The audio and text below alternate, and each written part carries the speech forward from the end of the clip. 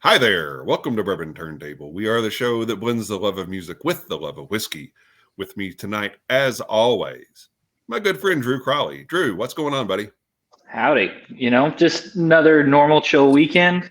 Stayed inside, made some pork butt, played some board games, drank a little whiskey, watched some Netflix. This is our last weekend at home before the marathon until, the start of October. So took it easy. Yeah.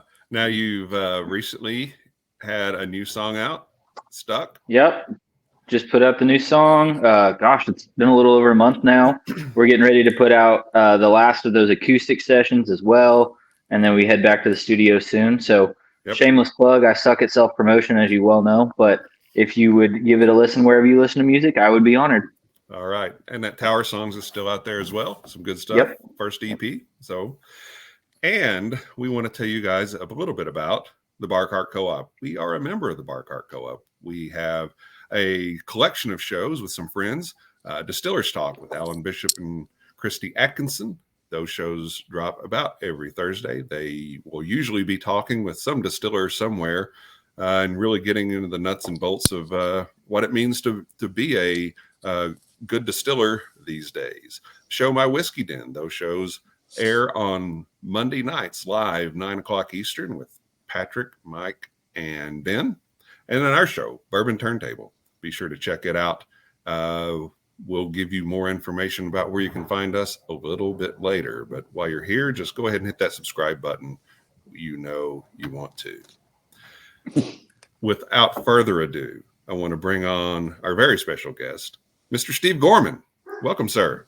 Thank you, gentlemen. Happy to be here. Glad that you were with us. Appreciate you taking the time. I know you've been doing a little bit on the road here lately. Just a little bit. That's right. Just the last couple nights. That constitutes a tour in the modern these days world of Trigger Hippy. But there was a time when that was a quick down and back, and now it feels like we just got off the road. Yeah. But we're starting to put together, hopefully, a plan for next year that involves actual touring as opposed to weekends. But I'll take what I can get. You know, it's still not normal times. Yeah. For a band such as ourselves, but we had a good weekend. I'll put it that way. Good. Yeah. We'll get into some more details on Trigger Hippy a little bit later in the show when we get to side B. But we're on side A right now, so we're going to talk a little bit about some whiskey. And what we are drinking tonight is the Mattie Gladden. Mattie Gladden comes to us from the Spirits of French Lick and Alan Bishop, who's the head distiller there. It is a mash bill of 55% corn, 35% rye, 10% malt, and it is 100 proof, bottled in bond. And I think everybody's got a pour of that. I'm pouring it as we speak. I was just just admiring the bottle. Mine died. Looks good. Yeah, it is. It's a gorgeous label. Our friend Jolie was the one who designed that. She was the marketing director there at the time. But gentlemen, cheers. Yeah, cheers. Right on. Cheers. Now, Drew, I know this was one of your favorites from last year. So, any thoughts? Yeah, no, it was a heavy contender for whiskey of the year for me. Was a part of several kind of commemorative moments throughout the year where we crack it with special events and sign it. So that was cool. Obviously, we love Alan more than any of that, though. I mean, it's just beautiful whiskey. It's so balanced. You get a lot of the cinnamon, nutmeg kind of spices as opposed to the green apple and the tart kind of grassy notes that come with some of the younger quote unquote ryes. Mm-hmm. I mean, it's like everything Alan does. I mean, balanced and complex. Kind of describe just about everything. But no, love this one, and I love the story of it too. It's pretty fun. Yeah, the story there is a little different. Alan names his whiskeys after people of historical note in southern Indiana, being as the distillery is in southern Indiana, and he is from there. But Mattie Gladden is an actual person. She is a native of Salem, Indiana. She was a housekeeper for Lee W. Sinclair, who built the French Lick hotel there. and she was became a prominent madam when she moved out of Salem. She became a prominent madam in Chattanooga and Nashville, and was actually the lover of P.T. Barnum for several years. And she moved back to Salem when P.T. Barnum put her away. But he gave her enough money that she could build a beautiful house there that she used as a very successful bordello. So that is the story behind Mattie Gladden. Pretty interesting character in her own right. So, Steve, what are your thoughts? You enjoy this? Yeah, I can't go into the all the various things I'm tasting. My palate, I guess, isn't quite as fast as my taste buds. But I mean, as far as discerning what's what, but that's really smooth and easy to drink, and therefore a little scary, as it's still early on a Sunday night. It's really nice. This is my first, as far as I know, this is my first Indiana whiskey experience. So far, cool. So good. Good. Hopefully not your last. So, because there's some good stuff going on up there, both with Spirits of French Lick and some other places as well. So, I mean, and I'm just assuming there's a Larry Legend whiskey if this guy's going after. I mean, if we're talking about whiskey from French Lick and it's named after real people, I mean, come on, let's get straight to the top. I'm pretty sure if there's a Larry Legend whiskey or a Johnny Cougar whiskey, it would be very, very tongue in cheek. Yeah, right. Very tongue in cheek. No, this is great. I mean, I've not heard of this guy or any of his. I mean, obviously from just what you're saying, he does a few of these, and man, this is great. Good. I'm glad you enjoyed it. Now, when you were back in your heavy touring days, or maybe you can call them heavy drinking days. That's fine. Heavy touring days. Right. What was there anything specific that you enjoyed to drink? Like Mark Anthony with Van Halen would famously always chug Jack Daniels on stage, and yeah, there was Jack Daniels on the rider in the early days, and I was always a beer drinker, and a Jack and Coke to me was something to pick me up before the show more than anything else. Like get a little sugar rush maybe or something. Yeah. At least I told myself that's what it was good for. I liked whiskey and then specifically bourbons just fine, but I really didn't drink it a whole lot in the 90s. It was later. Early 2000s that I started with bourbon and also some scotch along the way, where I suddenly was, I guess, just slowing down enough to appreciate those sort of things a little more. Yeah. But as a younger guy, there'd be a bottle of Rebel Yell and it'd be awesome. Like, hey man, here's some Rebel Yell here. And if somebody brought pretty much anything, Jim Beam and Jack Daniels, all the biggest ones, the rock and roll whiskeys were always around there was never a shortage. At arm's length, but it wasn't really until I started drinking small batch stuff, like a lot of people. I kind of got into it when, the first time I ever had Woodford was 2003 or 4, I guess, maybe even a little later. And I suddenly thought, okay, I think I got something new I need to pursue here, and I started taking it a little more seriously and slowly. And, I think I've stuck with Woodford more than anything, just because that's the one that kind of opened that up to me. But obviously, and it's cheaper than Blanton's, so that helps. Yeah. Yes, definitely. And then but in the heavier touring days, I was just beer. Really, was it. Yeah. On stage for sure. Like if I were playing a gig and sipping on a Jack and Coke or something during the gig, that was not going to end well. That wasn't for me. I could drink beer. I could drink beer and play, but everything else was a problem. Yeah. So sometimes drinking whiskey and doing a show can become a problem by the end of the show. Very true. But we won't. We don't let that happen. The adrenaline wears off right around the time the alcohol starts to really soak in, and it's a bad mix. Yeah. Well, there are a whole lot of different things out there that in the bourbon whiskey landscape that are available now that weren't 10, 20 years ago. Sure. And it's, there are a lot of different flavor profiles that you can pursue with it. And I think what we wanted to share with you tonight was something that has been special to both Drew and myself. And it's going to be a little bit of different flavor than you're going to get certainly from Woodford or Jack Daniels or anything like that. And hope you enjoy it. And I was already thinking, like, I can't compare it to something right now. Not yet anyway. There's nothing else where I'm like, oh, that's kind of like anything. It's just very, and again, I'm not anywhere near on the level of the number of things I'm trying on a regular basis as you guys, but there's nothing else that's coming to mind right now. Yeah. Yeah.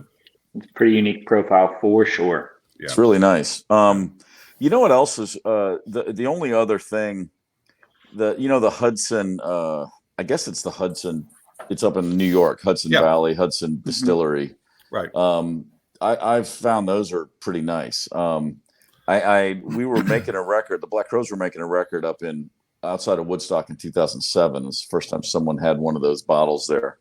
And I had a complete, great. Someone in New York says they're making bourbon, like looking down my Kentucky nose. Right. And then, of course, I was like, well, someone obviously knows what they're doing because it's pretty darn good, And I've enjoyed those. But there's nothing. Yeah, I would love to say I found some great off the wall. You probably never heard of this one, but anything I found and enjoyed, I'm sure you guys are well ahead of me. Well, you never know. You never know. And I think you guys are going to be on tour up in New York for a little bit later this month. Is that right? Trigger Hippy. Just 3 shows we're going to be, and we're going to be actually up in Woodstock. But no plans to seek out anything specific. I take my drinking these days is opportunity based. It's not. Yes. It's more often than not. I find myself sitting on the sidelines quite happily, and then when I do have a drink or two, it's a nice reward for a job well done in some manner. If you well, good. Like today, I got home successfully, and then figured out how to get my phone into this here recording studio, and therefore I deserve a drink. So you do deserve a drink. Yes. You know it. It's like those boxes that you get at the donut place. You deserve a donut. That's exactly right. You deserve a whiskey. I'll take this over a donut 7 days a week. Absolutely. Yes. Although you could pair a donut with this and it'd be all right. Maybe a chocolate glazed Long John. I don't know. Anyway. Drew, tell me again what I'm tasting in this. Oh gosh. Well, I mean, it's all subjective, but I pick up a lot of the nutmeg and ginger kind of a thing. Almost kind of like a ginger snap cookie. It's very, very spice forward, darker aromatic type things to me. As it sits around a while, I think you'll get some dark chocolate in it as well, and maybe a little hazelnut. So it's a very interesting whiskey. It's not the typical heavy caramel, heavy vanilla flavors that you get in a lot of Kentucky whiskeys, which are good, which I enjoy. But sure, having something different to choose from is a nice option in a lot of different things. Well, you guys would know what and so I'm happy to admit, like I said, I just have a very peripheral knowledge of whiskey, generally speaking. I mean, I've got a nice little collection, but that's as much as I enjoy it, and that's as far as I take it. Right. So what's the Pappy Van Winkle? Is that the one that's so god awfully expensive and rare every time they put out a batch? I've never had it. So how is it? What's the big deal? It's hype. It's just hype. I think I've just always assumed that has to just be hype. There's just no way anything's that fantastic. It is a relatively slightly above average whiskey that benefits from a great deal of hype. Beautiful. And so okay. I spend my time, money, and energy pursuing other things. Love it. Yeah. It's just one of those things I always had. I figure, the places I've seen it referenced in pop culture led me to believe, okay, there's nothing to take seriously about there. Yeah. But there are a lot of musicians that are getting into the whiskey game. Really? Dylan, he's got Heaven's Door. Zach Brown got one. Slipknot. Yep. Uh, Metallica. Yep. Any of them worth pursuing? I liked some of the Heaven's Door, the Bob Dylan. That they had a release that was it Cabernet casks? Was that what the third one was? I didn't mind that. I'm not going to spend $135 for a bottle, but it was cool to try at a tasting room. Yeah, yeah. It's the Slipknot stuff is actually pretty good. I mean, they don't have anything to do with the distillation of it. Okay, yeah, sure. You know, they're I'm just picturing those guys. You know, in the distillery, stage wear, creepy ass masks just going around. I've seen interviews. Said less nutmeg. I've seen the distiller in interviews that he makes the whiskey for them, and he says, when Clown's in there, he's very thoughtful and asks good questions, and and is learning a lot. But sure, none of these guys really know a whole lot about it, and none of them have anything to do with the actual distillation of it. It's all sourced from somewhere, but they're looking to make a buck. Like tequila is the big thing with actors and musicians as well. So, but if you're looking to get your own whiskey brand, Steve, we can probably connect you with some people that could help you out. But it's as much as I think that might sound cool one day. That's just that's the kind of thing. Honestly, if it did occur to me that I wanted to do that, I could only do it if I really were heavily involved, and then I know enough to know that would probably be a detriment to a quality product being released anytime soon. So it's really important to understand your strengths in this life. That is true. That is very true. Yeah, I would absolutely be the guy with his name on the bottle that when he leaves the room, all the people there go, "Oh, how did I get roped into this?" It wouldn't be the first time nor the last that somebody would have said that about that. Yeah, I'm sure. So, hey, just a little brief walk down memory lane. You and I met through your show. Well, I think we met through our friend Austin Huff. That's true. That's true. Yeah. Yeah. Austin was on our show a few months ago, and he has gone on to great success elsewhere, and usually ghosts us when we're in text chats. But that's to be expected of a prima donna like Austin. Young, that first round of fame, it's never pretty. Austin is a gem of an individual, and he is. He's a wonderful guy. But Austin was a producer of your first foray into Steve Gorman Sports, correct? Mm-hmm. Yeah, locally. I did a show. It was 2.0 that I met Austin. The first few years of very sporadic sports talk radio was on the Zone in Nashville. 8, 9, and 10. If I was home for a few months, they'd give me an hour on Sunday night or 2 hours on a Sunday night. But the one thing they did, to their credit, was in 2009 and 10, they sent me to the Kentucky Derby with a budget, which was hilarious. And then Brandon Gannett, who was originally my co-conspirator in the show, he and I went up in 2009, and then in 10 we went back with our buddy Mitch Bloom, who came down from Boston, and we just had a great time pretending to be media members, basically, just hanging out in the press room and betting and drinking a lot of mint juleps and doing all the stuff you're supposed to do. Talked ourselves into the Brown Stable Brown Party, and or whatever whatever that's called, and it's hilarious. Saw Barry Bonds post-retirement, and he was 170 pounds, and I couldn't stop staring at him. I was like, oh my God. How big was his head proportionately sized at that point? It was back. I was like looking at his rookie card again, and I was like, yeah, you were doing plenty of something, bud, and so we were just, that was all a lark. When I got home in 2011, I knew the Crows were going to be done for at least 2 years. We were going to be off. And and then the game, another station in town had switched their formats from pop to sports. So I went out to 102.5 the game in the summer, I guess, of 2011. And the guy there said, "I'll put you on at night if you really want to try this." I said, "Yeah, give me 5 nights a week. Let me jump in here for real." Yep. And Austin was just on staff. This back to Austin Huff. Yeah. He was a kid just a few years out of college, maybe 2 years, maybe, and was just working. And so there was a series of, I would go in and whoever was on the shift would be my producer for that night. And so it was a bit of a revolving door. And within a couple of weeks, I met Austin. And the first night he was in there, we just clicked. Like he was laughing where he was supposed to laugh. And then a couple times I gave him a look and he jumped on the mic, which I was like, finally, someone's going to do this with me. And in very short order, I said, all right, why don't you just be my producer and come in every night? That's how it started. And so that carried all the way through the summer of 2013. So it was 2 years of local radio. About a year into that, we switched to the afternoons, and we were having a blast. And then when I in early 2014, when I started at Fox Sports Radio, we were hoping that there wasn't a spot for him. They have their own producers at a network. Go figure.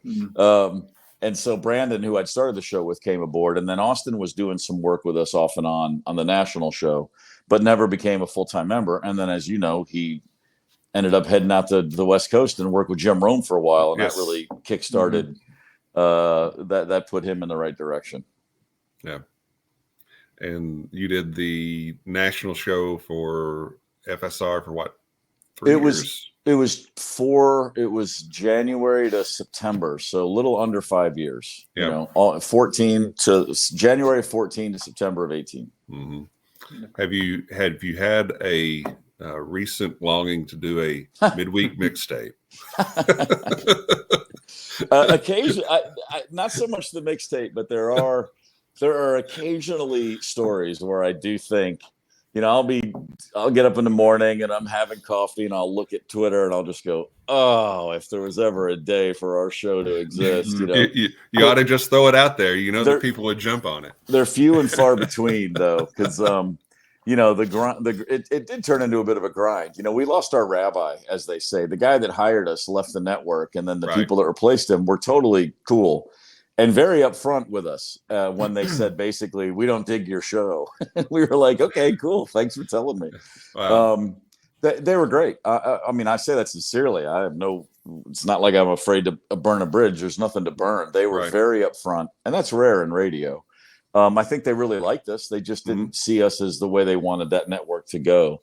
And I also think in some ways, I don't know if I wouldn't say we were ahead of our time, but sometimes I think we were a little ahead of our time. Like we were coming in from such a side door approach to sports talk that I don't think we had.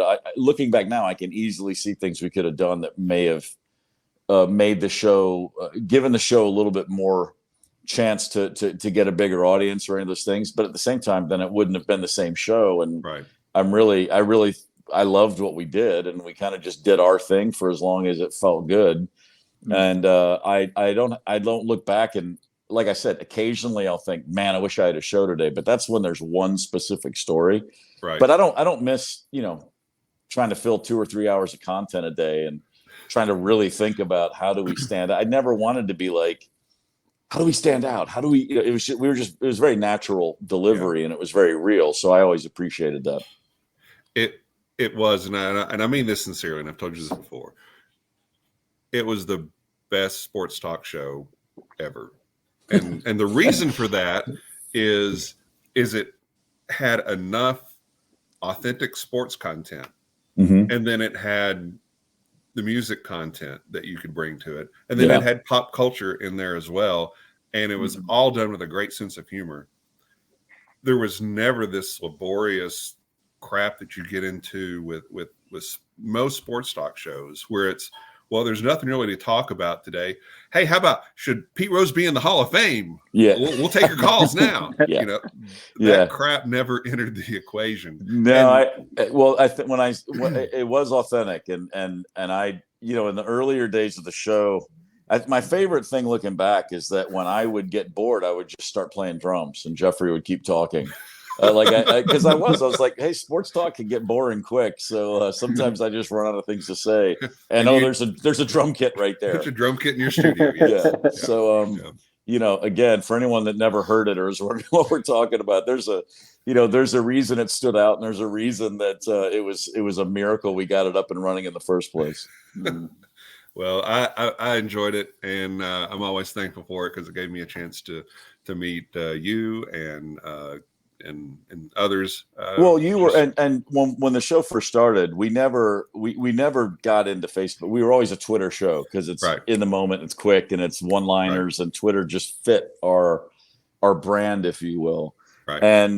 And Jeffrey actually was already following you, on Twitter, and I remember specifically, Brandon saw a tweet and he retweeted it and he said, "Did you see this guy, Captain Touchback?" And and I was like, and I you see that picture, and so in my mind, it's like every time I see that, it's Roger Goodell. Yeah. And it's just that, for me, early days of regular Twitter use anyway, and I kept thinking like I couldn't help but think that's Roger Goodell at the other end of that, which of course made it so much funnier. And Jeffrey said like, "Oh, I follow that guy. He's great." And then Austin was he was like, "Oh my God, he's one of my favorite follows." And it was the first time we started doing the midweek mixtape. I mean, right away we were like always looking to see, because you had such great.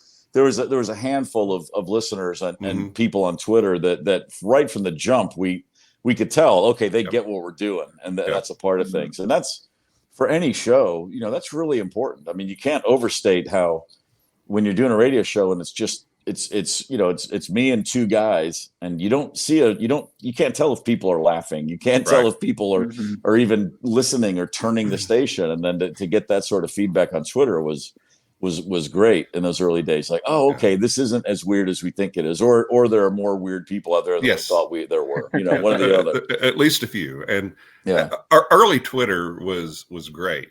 Sure because was. It was about connecting and being snarky, and that really fit what I did. It was all about the joke. I don't think. Yes, Twitter today is just become too mean. It's a bit of a grease fire, and I'm guilty. I get sucked in not nearly as much now, but I also recognized early on, like, I tweet stuff all the time that it's like it's out of my brain into the Twitterverse, and then I don't think about it again. Right. And it's real easy for people to think that you're breathing fire and you're throwing stuff at the walls as you're tweeting something, and I always have to check myself, because I'm like, oh yeah, people think I'm actually angry about this. I'm a little annoyed. I'm pissed off for a second. I vent and it's over. And it's just one of those things. But no, you're right about early Twitter. It was like, I just assumed anybody on there was there to be funny, or to try to be funny at the very least. That's what it seemed like to me at the time. Yeah. So to go from the radio show that you used to do, as we're wrapping up side A of the show, to the radio show that you do now, Steve Gorman rocks. I'm the one sitting down. Yes, you are the one sitting down with your lovely co-host, April Rose. No relation, but so tell us about Steve Gorman Rocks. Steve Gorman Rocks actually came about within, I think, 72 hours at the end of Steve Gorman Sports. We finished our show. Steve Gorman Sports went off the air in September of 2018. We finished on a Friday, and we were, as I said, which was very rare for radio, we got to have a little farewell show. We knew for a period of time leading up to, okay, right before the NFL season kicks off, we're going to be done. And that really did mean the world to us. When I said, like, the Fox Sports Radio guys, they didn't think that we fit in, but they were great about it. I mean, it's really true. Radio is, you finish a show and then someone says, "Come and see me," and they say that was your last show. That's 99% of the time.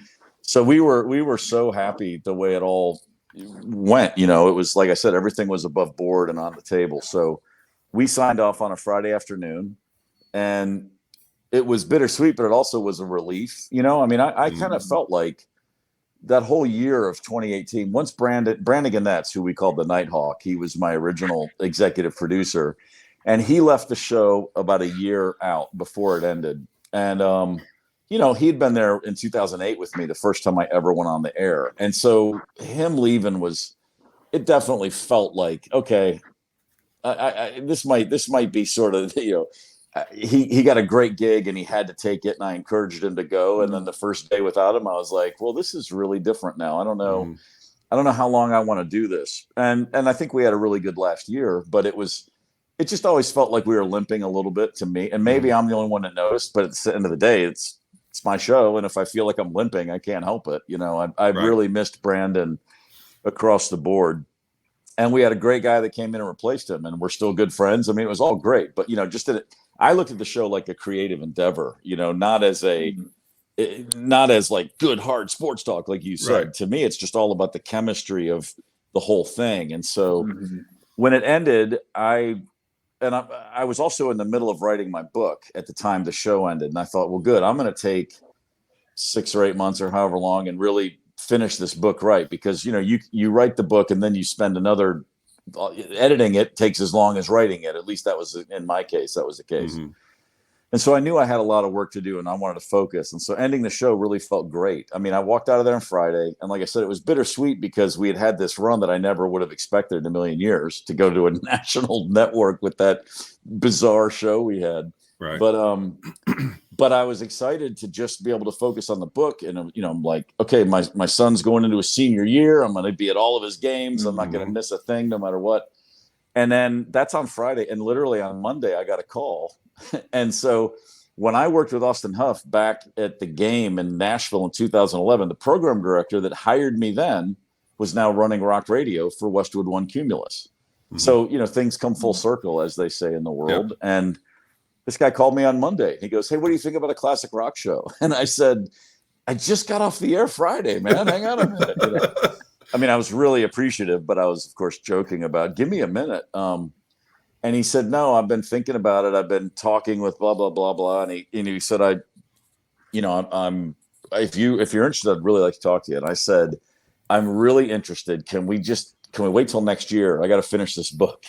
And he goes, yeah, well, it's not going to happen overnight. Let's just see. And so it just started this conversation, which by the end of that, within a few months, it seemed, okay, well, this is going to happen. It's just a matter of when. And so it takes a little while to get everything lined up. And so as it turned out, I was off the air for exactly a year, like, from September 7th to September 9th or whatever the days are. I think those are the days.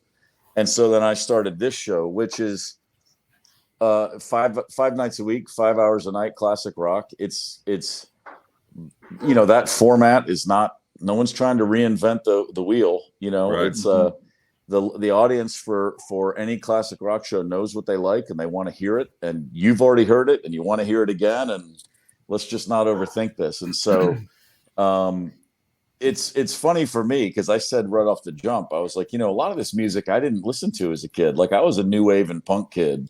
So, I was like, I didn't listen to Styx and Journey in the late 70s and 80s, man. That was not my scene. And they're like, you're the host. You're not the arbiter of taste. Just like, do you have a problem with that? I was like, no, it's fine now. And so the one thing I will say that's really funny, first week we're on the air, we're in the studio every night, and the music's blasting, and I'm sitting there, and there'll be 3 songs, and then I only have like 90 seconds to talk about it or whatever. But there were songs that would come on that I've heard them all 1,000 times, going back to 9th grade, songs that I was rolling my eyes at the time about, and I'm sitting there going, it's a pretty damn good song. Like, oh man, and Journey's one of those bands. Like I just as a high school kid, part of my identity was I hate Journey because everyone else loved them. Right. And I all those Journey tunes now, man. I'm sitting in the studio listening, going, yeah, I probably could have had more fun in high school. I probably should have gone to some of those big rock shows and just had a good time, hearing them with very different ears. But the show is it's in a lot of ways. I mean, without getting too overwrought about it, it's. There's a reason this music means so much to people. And it's not just that it's the music of people's youth, but this is the last run of music before music went so heavily digitized and computerized and synthesized. And I do really believe that there's something to be said for songs played on instruments by human hands that just, it's in the air and in the water. It's different, you can mass produce this whiskey, somebody's probably got a machine that could do an interesting sort of like thing. But this distiller is in there and he knows exactly what he's doing. And it's a human process, Right. Mm-hmm. All of these distillers are. And I think that the music that this music has endured. I just listened to, there's a great podcast called Plain English. And the story the other day is old music killing new music? Because now on streamers, older music is 70% of the streams. Mm-hmm. I mean, like now that people our age have figured out how to work Spotify, it's like there's some Deep Purple, it's some Black Sabbath getting streamed all of a sudden. People, it's like that music endures, whereas it's pretty obvious that most of the music made today, no one's going to be listening to in 50 years. Mm-hmm. The Beatles sold more vinyl in the last 3 years than any band on earth. That's crazy. It doesn't make sense, except for sometimes things are as simple as they seem, which is, was the music better then? Well, across the board, yes, that's undeniable. There's great music now. There's incredibly talented, brilliant songwriters now, but across the board, top to bottom, it's not the same. So where can people find Steve Gorman Rocks? If you go to SteveGormanRocks.com, you can see the affiliate list. We're on. There's 50 or 55 stations that are nationwide. The big 100,000 watt FM power rock stations, and then there's a whole nother set that are more automated. There's another 75 stations or so that don't have live DJs during the day. They're just automated, smaller market stations. Right. But you can get it. You're not too far away from it anywhere in the country. It covers a pretty good bit of the lower 48 for sure. Fantastic. Awesome. Fantastic. Well, we want to get into side B of the show. We kind of were drifting there anyway. So the question that we ask any guest that we have on here. Does that mean I can pour another drink? Absolutely. You can pour another. While I'll take a little long. Well, I'll actually pour another drink as well I think I'll join you. Setting up this question because we ask. Hey, let me ask you something before you go. Sure. When is it appropriate, if ever, to throw an ice cube into a glass of whiskey? Does it depend on the brand, or whenever you like? Whenever you want. Yeah. I know. Well, you can get into physical altercations in Scotland with scotch, whether it's a drop of water or a splash or an ice cube. I mean, I've had conversations in hotel bars where it's pretty great. I can't really understand it, but I could pick up the vibe, and I'm just curious because sometimes I do really enjoy. Like just a tall glass of ice with some whiskey over top that's good fire pit drinking in my mind. Absolutely. But different strokes. I was curious if there was a set protocol that you followed. I won't speak for Kevin here, but I know like when I bring a new bottle home that I haven't tried, I'll try to do it neat and then with a couple of drops of water and then on ice and see, what it brings out with the different kind of treatments there.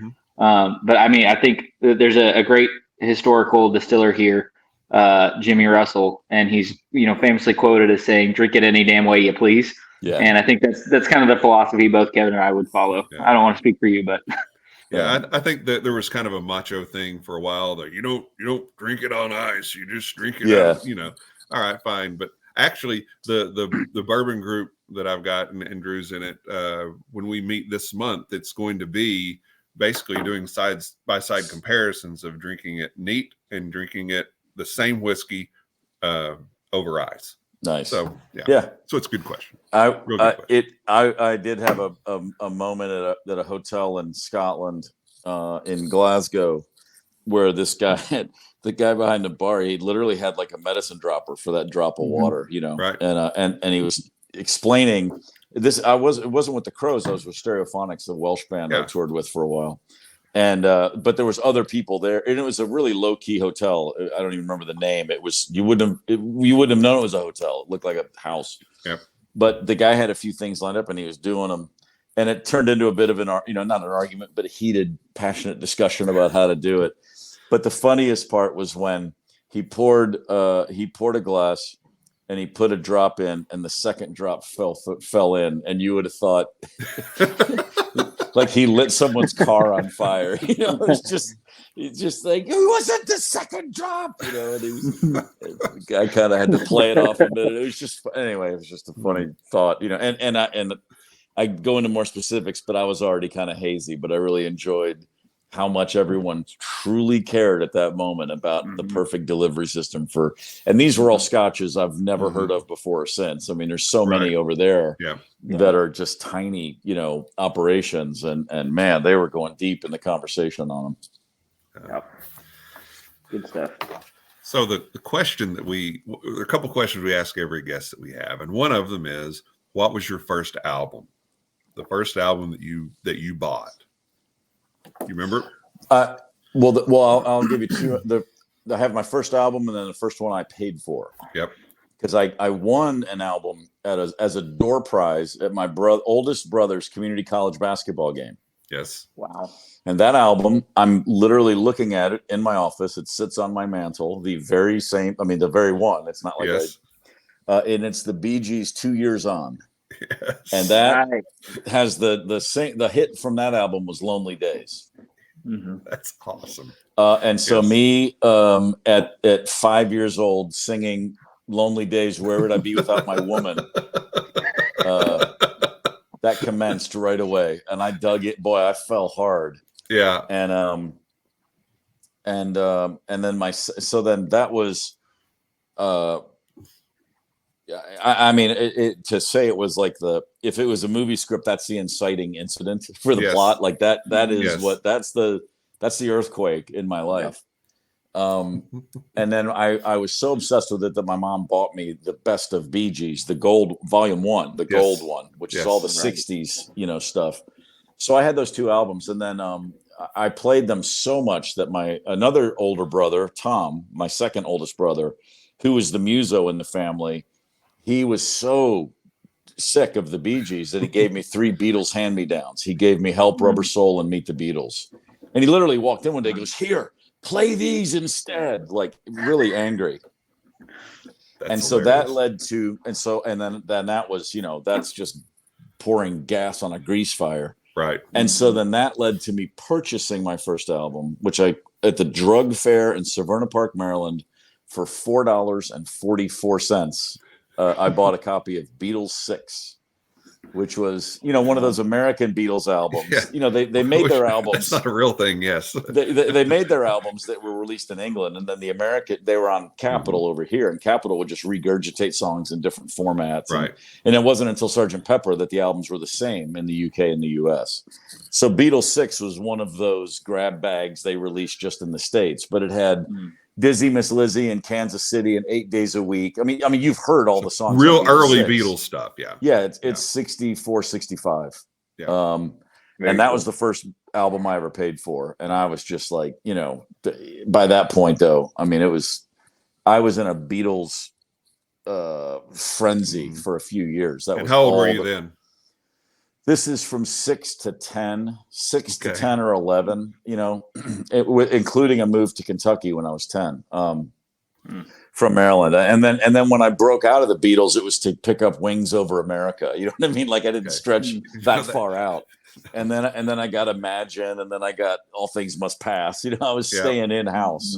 So it was really it was heavy Beatles from the age of late 5, early 6, all the way till 11 or 12, and then it went pretty much right from that to punk and new wave stuff, you know. Yeah.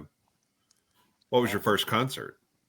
My first concert was at Rupp Arena in Lexington, Kentucky, a basketball venue that you guys may be familiar with. I've heard of it. Yeah, you've heard of it. By the way, props on the Irwin Fletcher I see over your shoulder there. Speaking of basketball, 6'4", 6'9" with the afro, yeah. That's it. I was on in 1978. I went to a small school in Hopkinsville, Kentucky. Moved there for 5th grade. Spent a year in public school. There was a private school in town. We were not private school people, except they played soccer. And so myself and my 2 brothers, who came from Maryland, we were already soccer players in Maryland. We just begged our parents, like for a whole year, like, wait, there's a school that plays soccer. Please, please, please, please, please. we switched. So I started at this other school in 6th grade, could play soccer. And back then, to get a soccer game, we had to travel to Louisville or Lexington or Nashville, Tennessee, or Evansville, Indiana. Those were the closest games we had. Nashville was the closest, 70 miles. There was no other soccer anywhere within. But all this to say, when I was in 8th grade, the varsity team had a tournament in Lexington. And me and two of my buddies went along. Just my older brothers were on the varsity. We wanted to go see the games. And one of my buddies, his mom said, we'll go to Lexington. We'll have a good weekend. She'd gone to UK. She just wanted to go back and see friends. It's funny now because she was in her late 30s. So to me at that age meant she was 100. And I thought, she still has friends. Why does she want to go to Lexington? When you're a kid, you think people are so old. And we stayed at the Hyatt Regency. Like, she bought room. She put us up in a room. And I mean, this was like high living, man. And we pulled into Lexington on a Friday afternoon and got to the Hyatt Regency.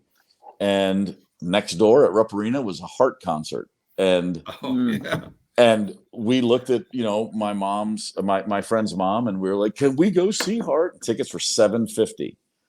And she said, sure. She handed us $30 and said, have fun. Wow. Because it was the 70s and you used to let 12-year-olds go do things like that. Yes. Like 13-year-olds. Yes. And man, I mean, we ran into Rupp Arena like it was, like we had the Willy Wonka golden tickets, man. And I remember we were way in the back, way up high, and it's steep. It's way up there. But Walter Egan was the opening act. He had a big hit song called Magnet and Steel. Yep. And we walked in as he was playing that song. Okay, yeah. Yeah, you'd know if you heard it, you'd know it. Drew, if it doesn't, you trust me, you've heard it before. You might not recognize it. I won't sing it for you. I'll do you that favor. Yeah. And then Heart came out, and I mean, it was like it might as well have been the Beatles at the Hollywood Bowl for me. I was like watching a real live kick-ass rock band in an arena. I was just like, yes, indeed. And it was everything I thought a concert was supposed to be, man. I walked out of there like I floated out of Rupp Arena that night. That's awesome. First time anyone ever offered me a joint. I mean, it was a big night. And I was like, I'm sure my face looked like, like an explosion. What I thought I said was, no, I'm good, man, but thanks. And I'm sure I was like, no, I'm good. I was freaking out. But it was fantastic. Awesome. Yeah, that's terrific. So, you know what? Here's a little addendum to the story. So, 12 years later, the Black Crowes were opening for Heart. Yes.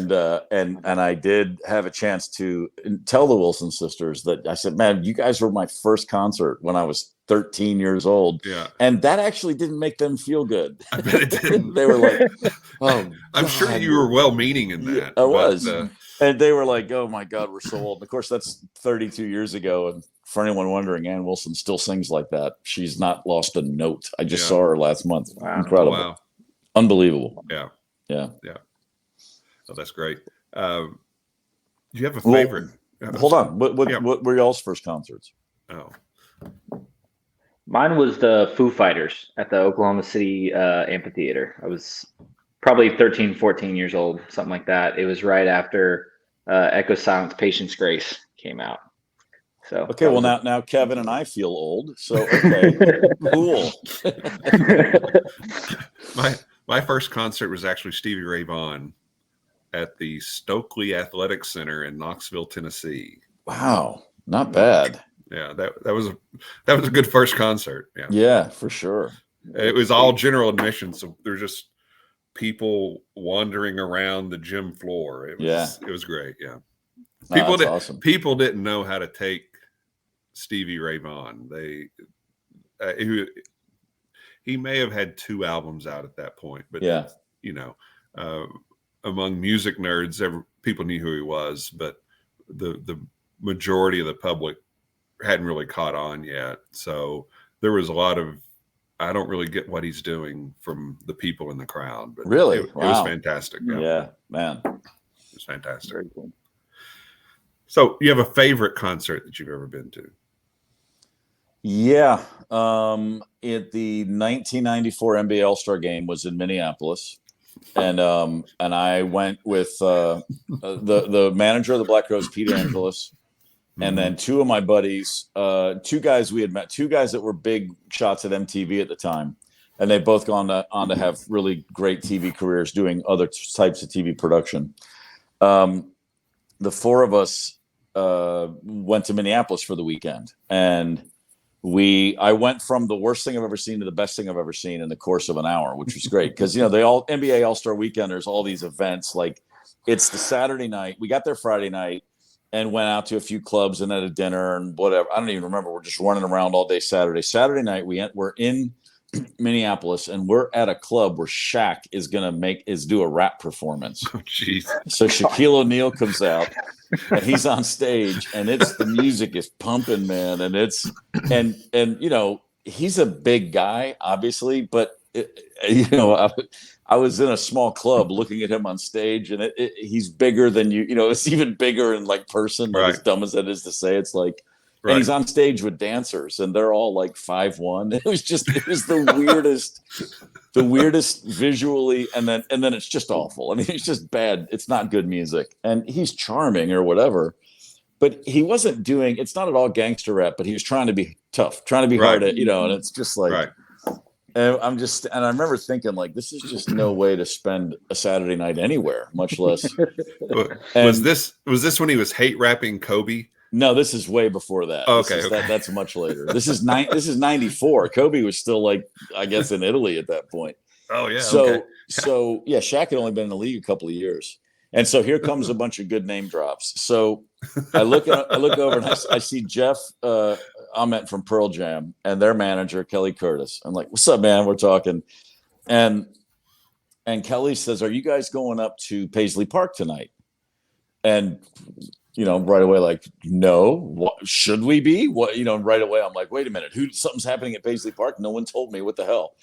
And he says, oh no, we're not sure what it is. It's a private party and we're trying to figure out how to get in. But the word is, like, Prince might be playing tonight at Paisley Park. Ooh. And so right away, our mission statement goes to, well, we have to get there no matter what. Right.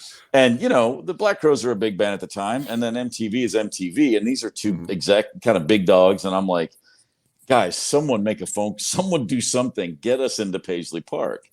And so it takes a couple hours, during which, and this is like at 8 or 9 p.m. and it's literally probably 2 hours before we get the word, like, okay, you can go. And thankfully Prince is a bit of a night owl, so things hadn't really kicked off. So then we have to figure out how to get there. We found somebody, everyone's in limos. Paisley Park's north of the city. Mm-hmm. We get into a limo with some people I've never seen before or since, and thank you, whoever you were. And we arrive at Paisley Park probably about midnight. And it's like the prairies of Minnesota. It's 31 below zero, and then the wind is blowing or something. It was just cold, like you cannot begin to imagine if you're a regular human from a regular part of the world. And the limo pulls up, and there's these giant guys come out, and they're carrying like massive, like furs, like giant swaths to cover you, to walk you in, because the cold is so intense. Everyone has to be escorted with a giant fur placed over your whole body. It was insane. We get to the front door of the venue, and we're on the list, and we walk in, and Paisley Park's got a big soundstage in there, and then we get this confirmation. Yeah, Prince and the band are going to play a set at some point tonight. Mm-hmm. And I'm just like so excited, like, oh my God, I'm going to see Prince. And so I walk right. I'm hovering near the front of the near the stage. I want to be close. I want to be up front. Right. And then I start looking around, and it's like a private party for the NBA and all of their people. And I'm standing there, and I've got a drink, and I'm like, oh, that's Isaiah Thomas.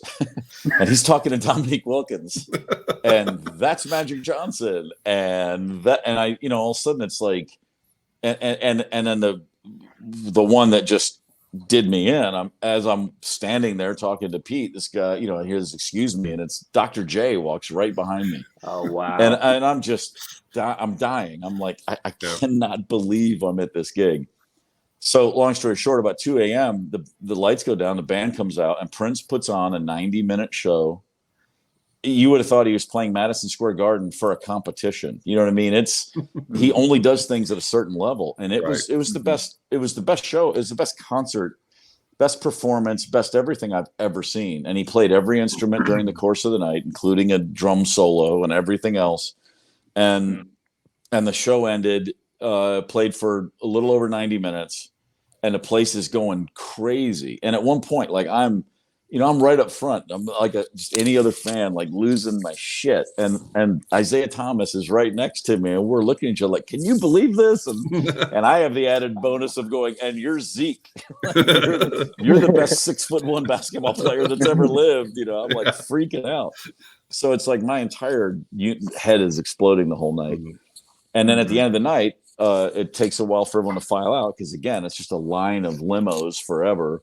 And they got to escort everybody out under these big blankets to make sure no one freezes to death on the 40-yard walk to the cars. And we're waiting to leave. And then all of a sudden we hear a little hubbub, and we look back. And so like the soundstage room had cleared out, and everybody's in the area where the food and drinks are. And then unannounced at like 4 a.m., Prince and 5 women came out, and they're wearing like robes like you would see in a church choir, and they just start doing an a cappella gospel set. And what the hell, man? And he's standing at the center mic with 2 women on either side, and they just sing about 30 minutes of standard gospel music. And it was and we ran back in there. Everybody comes back in, and I was far from the only person who just sat there like in tears. It was so beautiful. Yeah. And it was, and he meant, it was real. It was just like, we're going to get spiritual on y'all. And they did. And everybody that was still there watching it was, like when it ended, I just was like in a different place. And then, walked out to the limo, did not drop dead from freezing, thankfully. And, drive back to the city. I remember I got to my hotel room that night, and I thought like, I couldn't even process everything I'd just seen. It was just incredible. So anyway, that's a bit of a long-winded tale, but that was my best concert. That's a good tale. Yeah. That's incredible. Incredible. Yeah. I was just curious, Steve is a student of the drums and having, been in some great rock bands and played with some great musicians. Do you have a favorite modern drummer? Somebody you look at and it's like, oh yeah, that guy is in the same class as, what the best of the best are doing? Let me think. Yeah. I have, I probably don't think about. I don't think about it in terms of like how people line up. Just off the top of my head. This is a nepotism alert. My nephew is in a band called Illiterate Light. He's the singer and the guitarist and the principal songwriter. But his drummer is a guy named Jake Cochran, and he is truly great. Like I watch them, and in recording and especially live, Jake is a very, very special drummer. Like I love his playing. I get very inspired by his playing. Like he makes me want to play. Like when I watch that guy play, I want to go play. Patrick Keeler, who is from Southern Indiana. There you go. Patrick Keeler was in a band called the Greenhorns. Yep. And he's in the Raconteurs with Jack White, and he's now playing with the Afghan Whigs. I think he's 10 years younger than me, so I guess he would be a generation younger.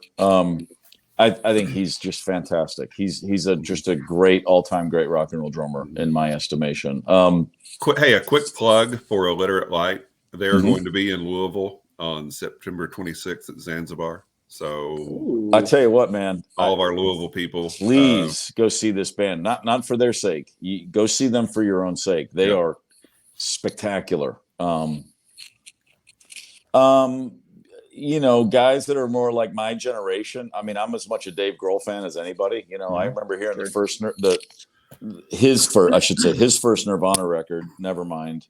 Yep. I liked their first record. I was already like a Nirvana fan. I liked Bleach. And then when Nevermind came out, I remember we were on tour in the dressing room listening to that album, and we're all looking at each other going, man, this is pretty good. This is great, rocking.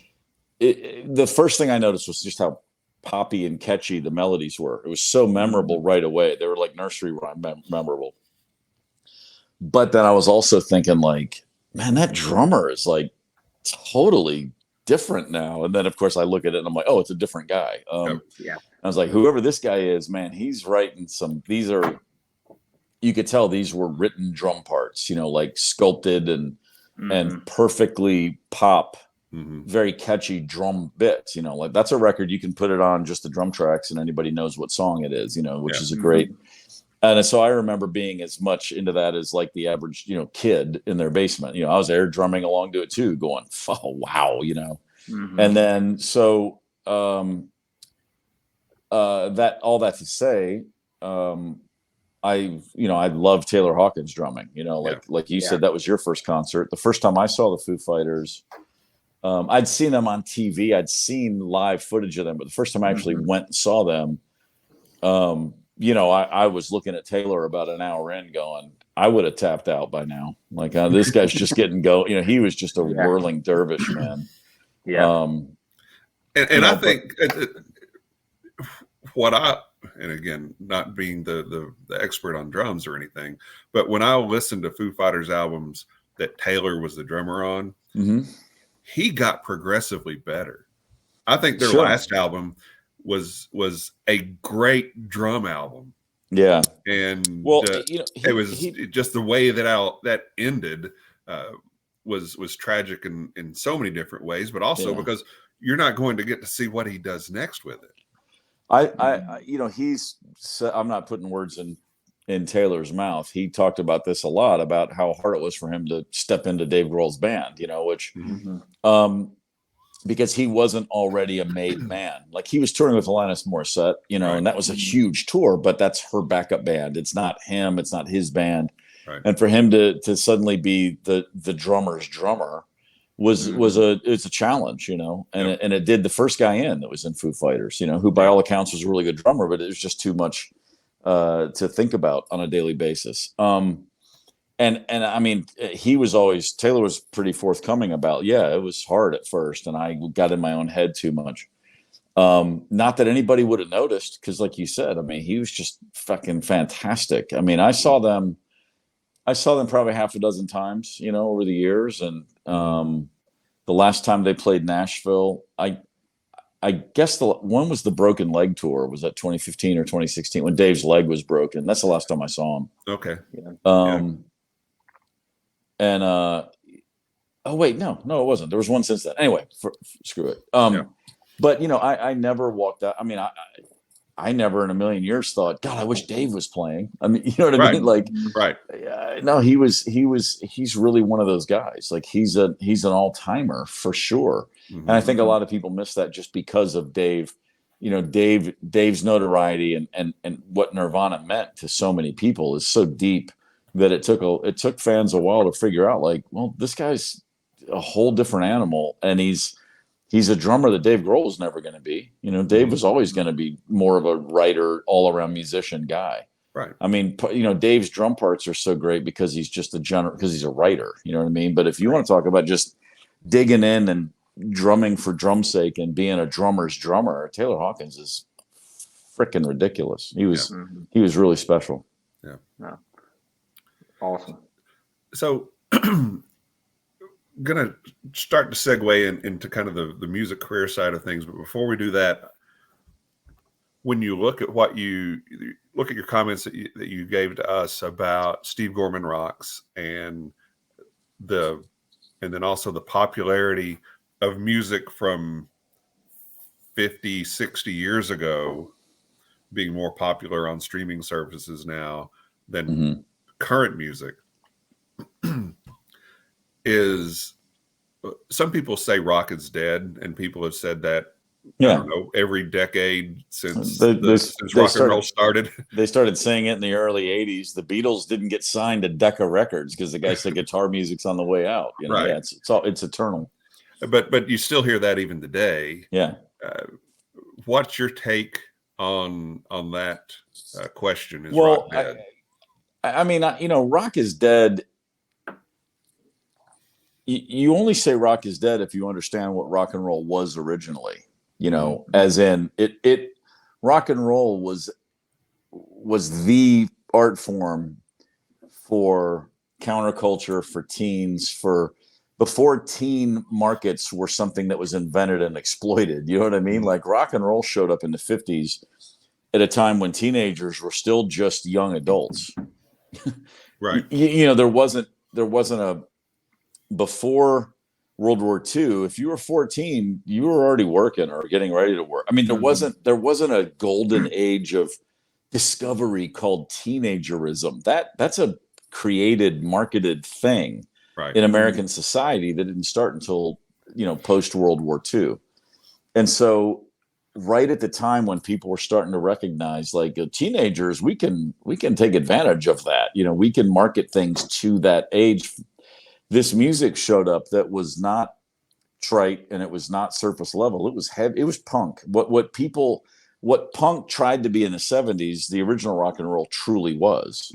Like Fats Domino was a challenge to the status quo in a way that the Sex Pistols could only hope to have pretended to be. If you think about upsetting the apple cart of American society, put Chuck Berry in a room full of white kids.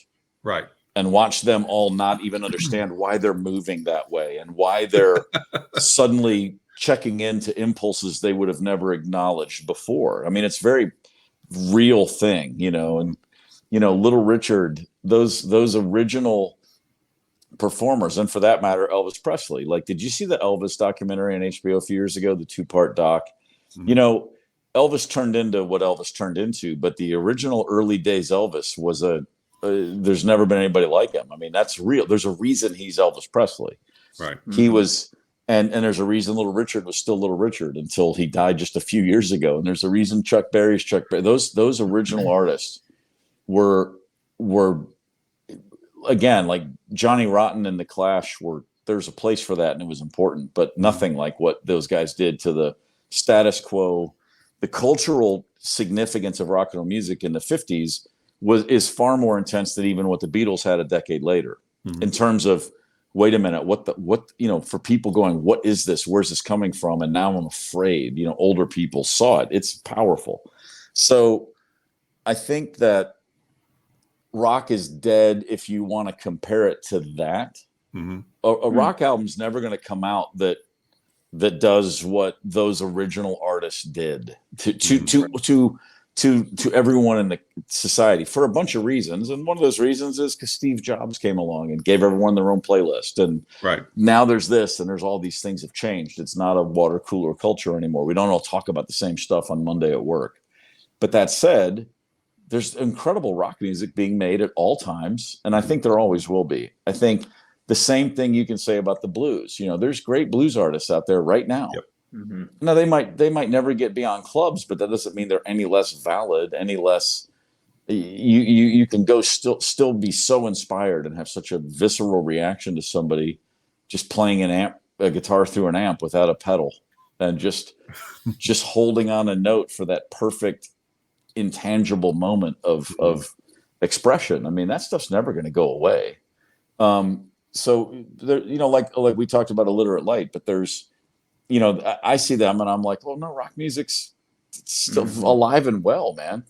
They're just some bizarre, Neil Young and Radiohead combination that the world didn't know it needed it. Now they're the real deal. It's like, there's always going to be great rock music, but I understand rock.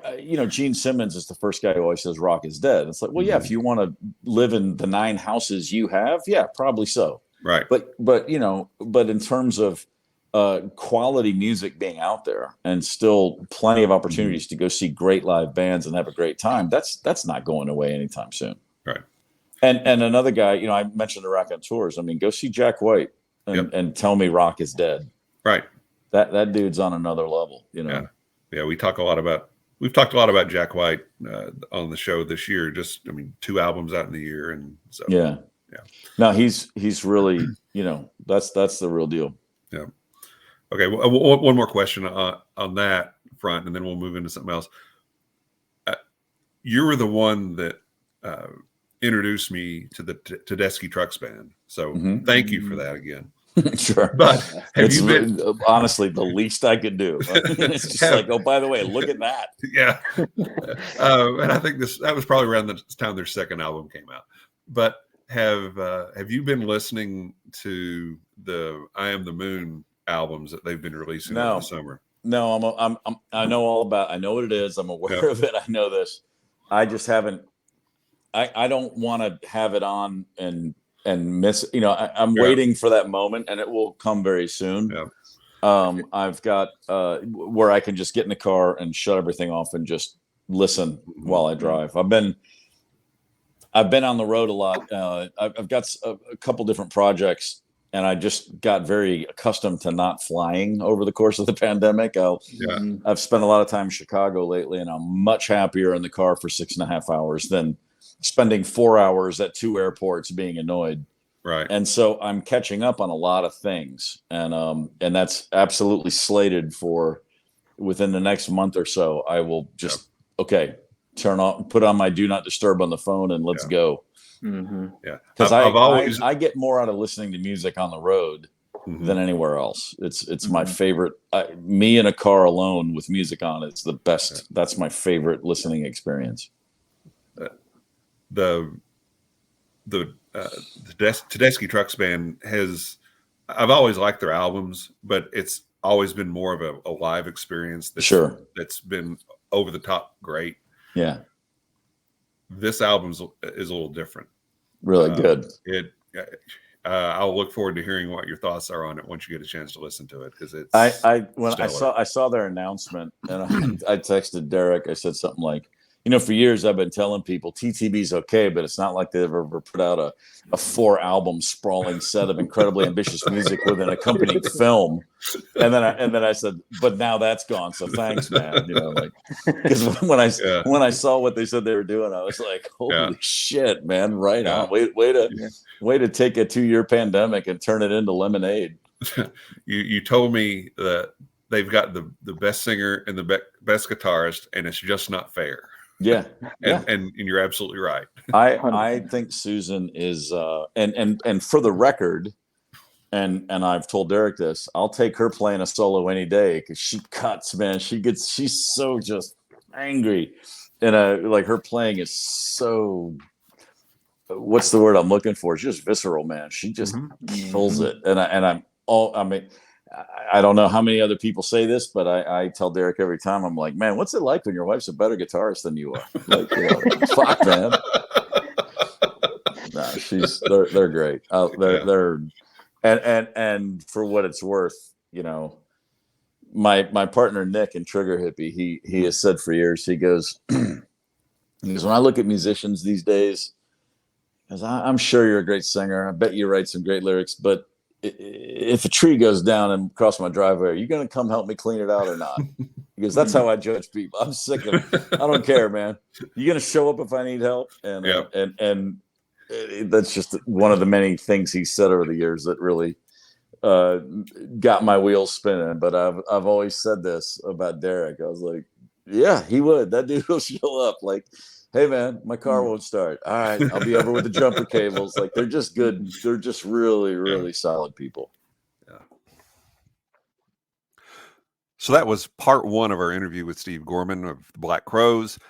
Be sure to tune in next week for part 2. We'll be getting into a whole lot of the Black Crowes history, the music, the dysfunction, talk about his book, Hard to Handle.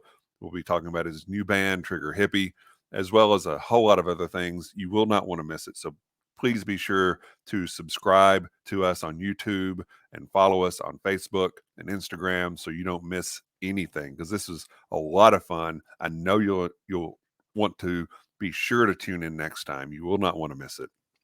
But with that in mind, Drew, where can people find you on social media? Yeah, so I'm on Instagram at drew.crawley63 and on Twitter at drewcrawley63. Yeah. Now, as for Steve, you can find him at Steve Gorman Rocks. That is his new syndicated show that he talked about. You can follow them on Instagram and on Twitter and on Facebook. You can follow Steve at SGS Fox on Twitter. And as for our show, you can follow us on YouTube, watch the show. You can listen to the show on your favorite podcast platform, as long as it's Apple or Spotify or Google. So be sure to tune in there. You will not want to miss next week's show. And in 2 weeks, we have what, Drew? Yeah, so we're going to be talking with our good friend Lenny Eckstein of Deer Hammer Distilling, and we might have an old familiar favorite special co-host as well. That's a good teaser right there. But hey, until next time, on behalf of Drew and myself, cheers, love, and free bird. Good night, everybody.